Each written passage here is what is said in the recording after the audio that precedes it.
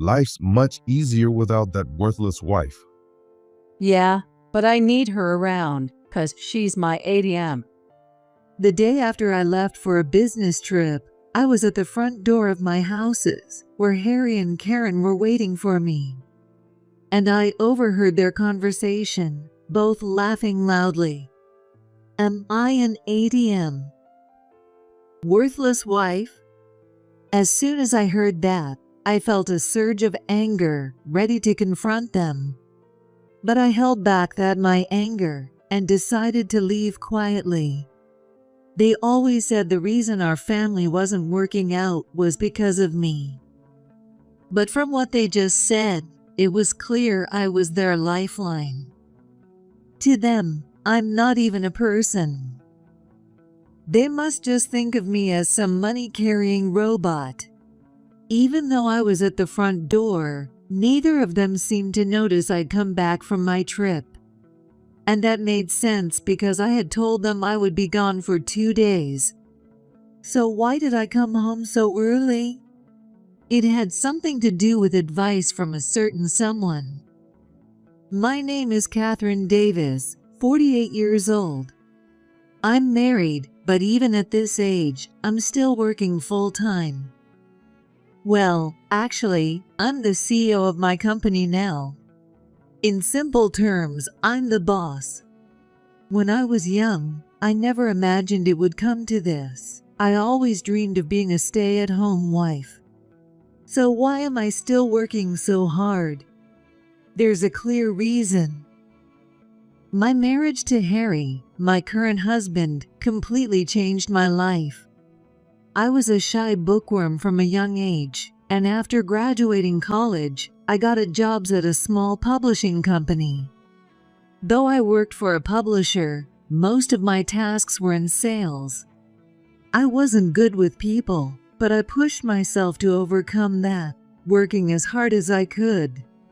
The folks at the company really took me under their wing, and I worked even harder to repay their kindness. I was lucky to be surrounded by good people, and before I knew it, I found fulfillment even in sales, which I used to dread.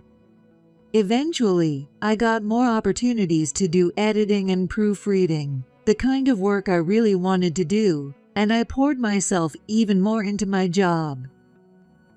When I heard my former college friends, who had taken other jobs, complaining about their work, I realized just how lucky I was.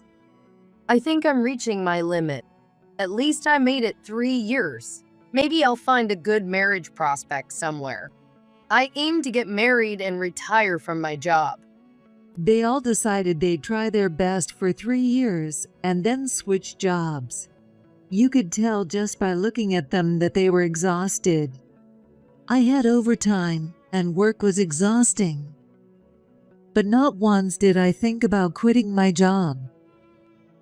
3 years have already passed. Thinking like this made me realize just how fortunate I was, and I lived each day savoring that feeling. As more time passed, about 5 years into my job, I had an unexpected encounter, even though I never thought about quitting my job to get married. I met Harry Davis while on a sales visit, and we started dating. Harry was different from me. He was the quintessential sales guy. He was a great talker and even introduced a deal I brought into his boss. Thanks to that, it led to a major deal, and the company I worked for made a big profit. Since he was a bit older than me, Harry became someone I looked up to, especially at such a young age. Over time, that admiration turned into love, and we became a couple. After about 3 years of dating, Harry and I decided to get married.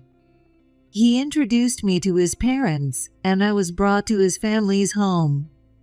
That's where I first met his mother and father. Both of them were easygoing and approachable, and they were overjoyed about our marriage. By that time, Harry's father was already bedridden due to illness, and his mother was taking care of him mostly alone, since Harry had to work. Despite working, Harry helped care for his father since he was still living at home. Both Harry and I planned to find a new place to live after getting married, which would leave his mother and ill father alone. From that day on, I visited Harry's family home several times. I got more opportunities to talk with his parents, and gradually, I grew fond of them. Would it be all right if I moved into your parents' place and lived with them? Feeling bad about leaving his elderly parents alone while we moved into a new place, I proposed this idea to Harry. Your dad's sick, and it's tough for your mom to handle everything alone. I think I can manage well with both of them and want to help them. Harry hesitated a bit, but eventually agreed and brought it up to his parents. At first, they both declined, saying they didn't want to be a burden, but eventually, I convinced them, and we ended up living together. Even after getting married, I continued working while managing the household with my mother-in-law, Karen. Unlike when I lived alone, I had more responsibilities, but I was genuinely happy with this life. However, 5 years into our marriage, we still hadn't had any children. Harry and his parents encouraged me, but deep down, I couldn't shake the feeling of guilt. By the time I turned 40, I had naturally given up on having children. Harry has an older sister, but she's single with no children. It was a shame not to be able to give his parents a grandchild, so I devoted myself even more to my work. Then suddenly, loss came our way. My father-in-law, who had been ill for a long time, passed away. When he was taken to the hospital, the doctor had already said, "There's no chance of recovery." We knew a day like this would come eventually, but losing the man who treated me like his own daughter was beyond heartbreaking. It was the same for Karen, who became even more withdrawn than I did. Losing a husband she'd been with for so many years, it was only natural. Her smile vanished, and she spoke less and less. Even when I tried talking to her, she often seemed lost in thought, and Harry was clearly worried as well. But no one could ever replace my late father-in-law. The once cheerful atmosphere that Harry's parents brought into the house was gone, and the place now felt heavy and dreary. Around this time, Harry also began to change. He started speaking harshly to me, ignoring me, and everything in our life seemed to fall apart. My marriage began to crumble right after my father-in-law passed away. Harry, who had never been much of a drinker, started going out drinking almost every day. That kind of lifestyle took its toll, and one day Harry got drunk and went out of control in a pub. Though the other customers managed to restrain him, Harry ended up with a serious injury that left lasting damage to his leg. Harry had been the one to start the fight at the pub. Even though the other person was injured too, Harry's injuries were more severe, so they decided not to press charges. After some negotiations, they reached a settlement, and Harry received a large sum in compensation. On top of that, Harry, who had sustained a serious injury, started receiving a significant insurance payout every month. For him, the money is transferred, even if he doesn't work himself, and I am at work every day. Without consulting me, he decided to quit his job. Given what happened to my body, it's better for me to take it easy rather than push myself to work. Maybe if I take my time recovering, I'll fully heal someday. Even so, Harry started going out even more often than before. Around this time, Karen also began to regain some of her old energy. However, she had become like a completely different person, nothing like before. Losing her husband had taken a toll on her mental health, and despair and anxiety seemed to take over her heart. Her once gentle eyes had turned sharp and wild, and it was clear she found joy in berating me. Because of her many fears, Karen began to dote on Harry excessively. She treated Harry like a small child, lavishing him with affection, while she began to resent me. Seeing how drastically Karen had changed when she used to care for me as well, filled me with a deep sense of fear and sadness. The kind father and mother I knew were gone. To make things worse, even Harry was no longer on my side. It's your fault I can't see my grandchild's face because you couldn't have children. Sweet Harry has become so reckless because of it, and now look at what's happened to him. You'll have to work for the rest of your life to repay him. Her words were inconsistent and made no sense. She spewed unreasonable accusations at me day in and day out. Even so, every time I heard Karen say, "You couldn't have children," it cut me deeply. It was just baseless spite. It wasn't all on me. Harry could have been part of the problem too. But there was still some lingering guilt within me, and perhaps out of a sense of atonement, I poured even more effort into my work. "Harry, Karen's been acting a bit erratic lately, and there are days she seems really down. Maybe she should see a doctor?" I finally decided to bring it up with Harry, only to be immediately dismissed, and he even told his mother what I said.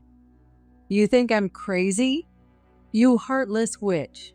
Everything in this house is messed up because of you. Although she was too old to actually get physical, Karen verbally assaulted me as if she might pounce at any moment. Her paranoia was intense, and even the way she looked at her son was off. It was clear she was mentally unwell, but there was no way I could take her to the hospital in this state. I had no choice but to endure it and continue taking care of both of them. Meanwhile, contrary to my personal life, my career was going well. The aging president of the company personally named me as the next president. He would step down to become chairman, leaving me to run the company as president. With Harry's injury compensation running out soon and the settlement money dwindling, I felt I had no choice but to accept this offer. Of course, it was an honor and a great opportunity, but when I thought of Harry and Karen, I couldn't be entirely happy about it. Harry and Karen soon learned about me becoming the president. For someone like her to become president, this world's coming to an end. Well, she has to earn for Harry too, so I guess it's a good thing. By then, I had no idea whether Karen was genuinely praising me or being sarcastic. There was no point in arguing, and I knew she would never go back to being the kind person she once was. Such give up had taken hold in my mind. Harry still refused to look for his job, using his lingering leg injury as his excuse. To be honest, it seemed like he had gotten much better. But if I said anything about it, they would gang up on me. Knowing that, I didn't feel like saying anything. As long as I kept working hard and making money, things wouldn't get any worse. For some reason, I truly believed that, but soon my peace was shattered. Harry started having affairs repeatedly. The first time I caught on and confronted him, he looked genuinely ashamed. But then Karen stepped in. Who do you think is to blame for this? It's your fault he has to release his stress outside, since you couldn't give him a child. And it's also because you're always glaring at us with that scary face. I thought infidelity would mean the end of my marriage. But when I was blamed by both of them in such an unreasonable manner, I started thinking maybe I really was at fault. Even though Karen had lost her mind, she still knew exactly how to hurt me. It was like I had been brainwashed, and all I could do was apologize repeatedly. Since then, Harry's affairs and his late-night outings became something both his mother and I tolerated. When I stopped to think calmly, I knew it was wrong. But I had no one to talk to, and I was too ashamed to bring it up with anyone at work. You better reflect on your behavior too, you know? You're only able to live this good life because I married you. Who else would have married someone like you besides me? Harry wanted to instill inferiority in me, to put me under his control. He wanted to make me believe that everything wrong in our family was my fault. In the beginning, they might have realized how irrational they were being towards me, but now it seemed they were starting to truly believe they were in the right. I genuinely felt that the mother and son were losing their sanity. This wasn't sustainable. But there was nothing I could do by myself. Not knowing who to turn to for help, time just kept passing. One day, I had to go on a business trip for work. I'll be away for a couple of days, but as the president, I need to go myself. I'm really sorry, but could you use this money to order takeout and have meals with Mom? I apologized to Harry and Karen multiple times. Though they complained endlessly, they both understood that without me, their livelihood would be affected. Harry reluctantly agreed to my business trip, demanding $500 for food, saying, "This isn't enough." Grateful that he at least let me go, I gave him an extra $100 and left for the trip. Life's much easier without that worthless wife. Yeah, but I need her around, 'cause she's my ATM. The day after I left for the trip, I was at the front door of my house, where Harry and Karen were waiting for me. And I overheard their conversation, both laughing loudly. Am I an ATM? Worthless wife? As soon as I heard that, I felt a surge of anger, ready to confront the two of them. But I held back that anger and decided to leave quietly. They always said that the reason our family wasn't working out was because of me. But from what they just said, it was clear I was their lifeline. To them, I wasn't even a person. They must just think of me as some money-carrying robot. Even though I was at the front door, neither of them seemed to notice that I'd come back from my trip. And that made sense because I had told them I would be gone for 2 days. So why did I come home so early? It had something to do with advice from a certain someone. About a month ago, I got a call at work saying someone wanted to talk to me. It's a woman named Emma. Do you know her? Feeling suspicious, I took the call. Sorry for calling out of the blue. I'm Harry's sister. It's been a while since Dad's funeral, but I wanted to thank you for always taking care of our mom and my brother. If she needed something from me, she could have come to the house directly, so I asked why she was calling instead. I didn't want my mom or brother to hear. I know it's a strange thing to ask, but have you been struggling? If you'd like, could we meet in person to talk? It was true. I hadn't seen Harry's sister since the funeral, and honestly, we weren't close.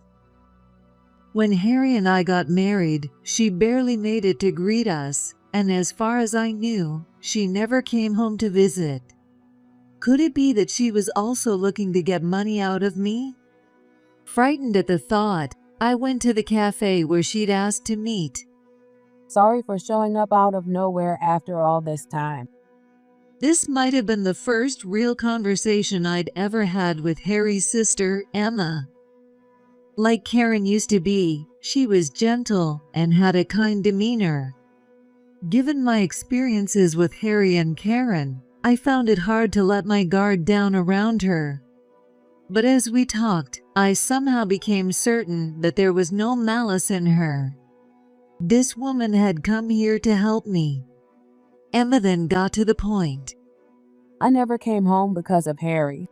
I loved our parents, but I'd always felt disgusted by Harry. I think it's his fault our mom ended up the way she did. She then started talking about Harry's childhood. She had noticed his violent tendencies since they were kids. If something didn't go his way, he would throw a tantrum until he got his way.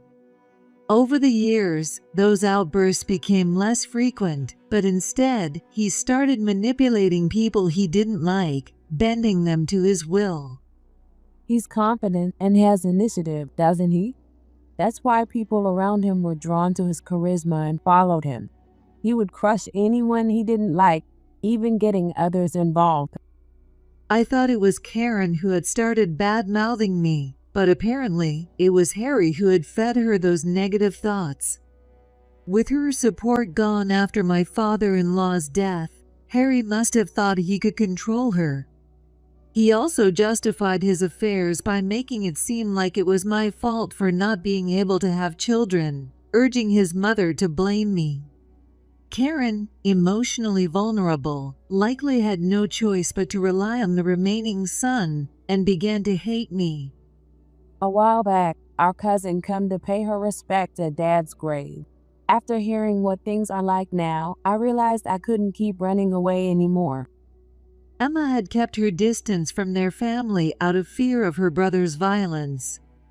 But now, with their father gone and their mother changed, I need to deal with my mom and Harry. I know you've been suffering, Catherine, but please, you need to take back your own life too. She gripped my hand tightly, as if trying to withstand her fear, and spoke with determination. Her hand was trembling slightly, and her palm was damp with sweat. And so, she and I joined forces, beginning to plan how to put a stop to Harry and Karen's behavior. Harry and Karen had nothing to say, so I had only learned about Emma in the past few weeks. She wasn't married and lived alone. She was a dedicated career woman, working in the HR department of an IT company. She used to be an engineer, and her sharp mind was still very much intact. Emma meticulously planned out what needed to be done to hurt Harry and Karen and free me from the mental hold they had on me. Of course, at that time, I didn't believe I had been brainwashed, so I only found out later what she meant. Harry can't handle it if things don't go exactly according to his plan. So, Catherine, we need you to disappear for a while. At the time, I couldn't fully understand what she meant. She told me to lie about a business trip and leave the house for a bit. But if I disappear, why not just leave the house forever? Emma smiled at my question and replied, This is all part of the plan. I was instructed to tell them I'd be gone for 2 days, but to return the next day. Even though I still had doubts, I decided to follow her instructions since she insisted it was the right first step. In the end, I returned home earlier than I had said I would and overheard the insults Harry and Karen were saying about me. After listening to what they really thought at the front door, I went straight to Emma's apartment. There, I spoke with her. There was a specific reason I asked you to return home that one time. But I didn't do anything. I tilted my head, not understanding what she meant. I timed it so that, just as you were returning, I called my mom. I asked how Catherine was doing after Dad passed. Hearing this, I slowly began to understand her scheme. In other words, I stirred things up with my mom and Harry so they would badmouth you to break Harry's hold on your mind. While talking to me, Emma realized that my mind had been affected. It was clear that Harry and Karen were saying unreasonable things, but I kept explaining that it was my fault. No matter how much Emma explained, in the end, I couldn't betray Harry and Karen. So she resorted to drastic measures. In other words, she let me hear directly what Harry and Karen really thought of me. Just as planned, hearing myself called worthless and ATM directly set my anger ablaze, and I finally realized how unreasonable they were. It made me want to grab them right then and there. When you're told every day that you're the one at fault, it just becomes that way without you even realizing it. Emma encouraged me, tears in her eyes. You don't have any more attachment to those two, do you? You understand now that you were being treated unfairly, right? I couldn't say that I felt no pain at the thought of betraying the mother-in-law who once cared for me, but I also knew I couldn't leave things as they were. Determined, I prepared myself for the final showdown. It had been about a week since I disappeared. My phone was filled with hundreds of missed calls, and I could see just how desperate Harry and Karen had become. Now that I had gone, their entire foundation had been shaken. If things continued this way, Harry would have no choice but to start working again. His plans had gone completely awry, and he seemed to be in a panic. For the record, I had also made sure to explain the situation to the authorities in case the police were called. I told them that I was hiding from my husband and Karen due to their constant verbal abuse. All right, I think it's about time you reappeared. My guess is that Harry must have lost a lot in his desperation. And so, Emma and I headed to their houses, the battlefield for our final showdown. Where the hell have you been? You abandoned me and Mom, ignored our calls. You ungrateful piece of trash. The moment I stepped into the houses, Harry came rushing at me, eyes bloodshot. It seemed like he hadn't been calm at all over the past week, and he hadn't even bathed. His clothes and body reeked, the stench hitting my nose. I grimaced and looked at Harry with nothing but contempt. Not long after, Karen followed him to the entrance, her face twisted in rage. You heartless witch.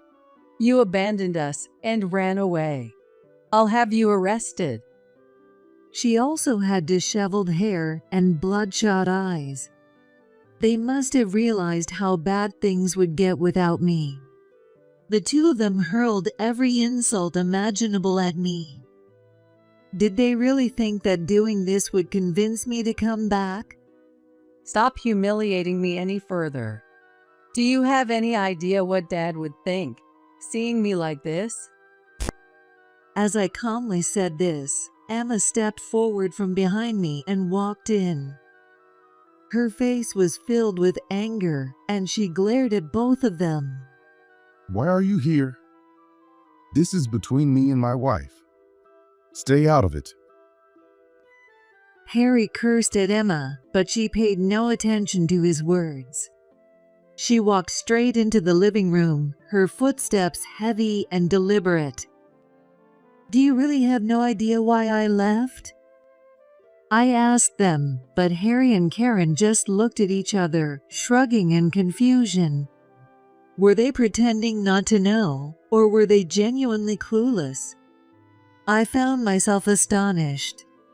You called me a worthless piece of trash and an ATM, didn't you? When I came home early, I overheard you both loudly bad-mouthing me. I stated the facts plainly, glaring at the two of them. They must never have imagined I'd heard them. A look of shock spread across Harry and Karen's faces. That's right. You never imagined I'd come back early, but if I hadn't, do you really think I would have heard those exact words? They kept insisting it wasn't true and denying it, but as they faced the cold stares of me and Harry's sister, their words gradually trailed off. It's really disappointing to know that's how you felt. This is outright disrespect, isn't it? You've hurt me far more deeply than you can imagine, yet you've only thought about yourselves. Realizing how bad things were getting, Harry opened his mouth. Did you trick us? Acting like you're the victim here. Give me a break. What do you mean hurt? Mom and I are the ones who are shocked at what you've done to us. Shocked? He didn't feel that way, not even a little. Don't twist the subjects. Right now, we're talking about the emotional pain I've suffered. Don't use convenient words like acting like a victim. I'm just stating the truth. I yelled loudly, refusing to let Harry and Karen control the conversation. Harry, I heard you've been cheating on her. Although, from what I've guessed, that's probably ended recently, hasn't it? Hearing Emma's words, Harry stiffened and glared at her. Did she put you up to this? What the hell did you do? Emma couldn't help but burst out laughing. Is it my fault? Did you just try to get money from that other woman? You panicked about Catherine leaving and got scared about your future. You've always been like this. When things don't go your way, you panic and do something stupid. Just like she said, Harry had gone to ask his mistress for money, and she dumped him. Desperate after I left, he dug himself deeper into trouble. Now he'd lost the woman he was infatuated with, and was about to lose his wife too. With no job, if I left him, Harry would lose everything. You really are an irredeemable idiot, aren't you? How did I ever let myself be controlled by a guy like you? I'm disgusted by my own stupidity. You know, your sister saw through everything you did and played you like a puppet. Harry was shaking with rage, his face bright red. Cut it out. Both of you. He slammed his fist down on the table and stood up. Neither I nor Emma were intimidated by this. We remained expressionless, fixing him with our cold stares. Do you understand the situation you're in? If I say I want a divorce, it's over for you. You won't be able to do anything or even make a living without me. Your life will be over. Just as Harry used to do to me, I threw those curse-like words right back at him, piercing his mind. Mom, it's really unfortunate, but you need to take responsibility too. At least go to hell with your precious Harry. After Emma finished speaking, I took a divorce form out of my bag. I had already filled in my part. After everything you've put me through, you don't think you can refuse this, do you? If you sign here, I'll at least hold off on calling the cops. I looked into Harry's angry face and spoke as if I were reprimanding a child. With trembling hands, Harry signed the divorce form. After carefully checking it, I showed it to Emma as well before putting it back in my bag. I won't call the police, but I'll definitely be getting alimony from you. I'm not backing down, so if you want to hire a lawyer, go ahead. Oh, but I guess you don't have any money left, since you can't do anything without me. I threw all the pain and resentment I'd been carrying back at Harry.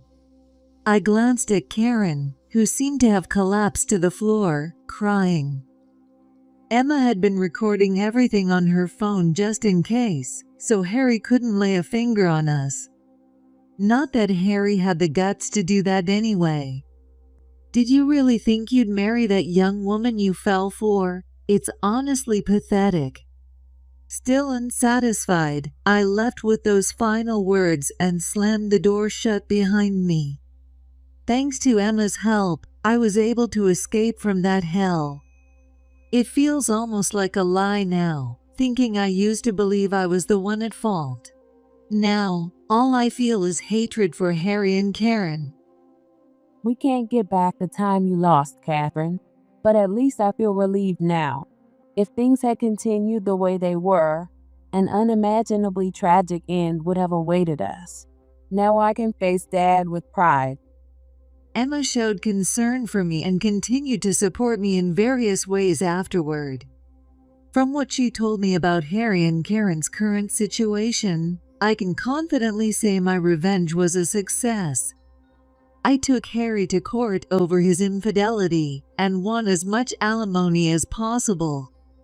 Apparently, the money came from what his mother had saved up just in case, but this outcome was the result of their own actions. Harry hasn't been able to find a decent job and has been doing hard physical labor on a daily basis, moving from one day job to another. Due to the stress and financial hardship, he's lost a lot of his hair and aged rapidly. With his appearance and lifestyle now, I guess he'll never be able to go after his beloved women again. According to Emma, Harry has completely broken down and cries himself to sleep every night. Those dark nights will never end, and he'll live with regret for the rest of his life. Meanwhile, his mother's mental health took a turn for the worse, this time for good, and Emma had her forcibly admitted to a hospital. According to the doctors, there's no chance she'll ever be discharged. If she had worked together with me to overcome things after my father-in-law passed away, she wouldn't have had to spend the rest of her life in loneliness. Now free from the long years of suffering, I've started a new life. No longer burdened by guilt toward anyone, I'm living for myself. Even at work, now that my worries are gone, things are going better than ever. Having the time to focus on myself has opened up a lot of new opportunities. And during this time, I found someone new in my personal life. I thought I was done with my marriage, but I met a man with a similar background to mine. Though he shared the same thoughts about marriage, we both ended up deeply in love with each other. We chose not to marry, but that decision actually made our relationship stronger. While putting ourselves first, we also take good care of each other. Sometimes things work out well precisely because both of us have been through painful experiences.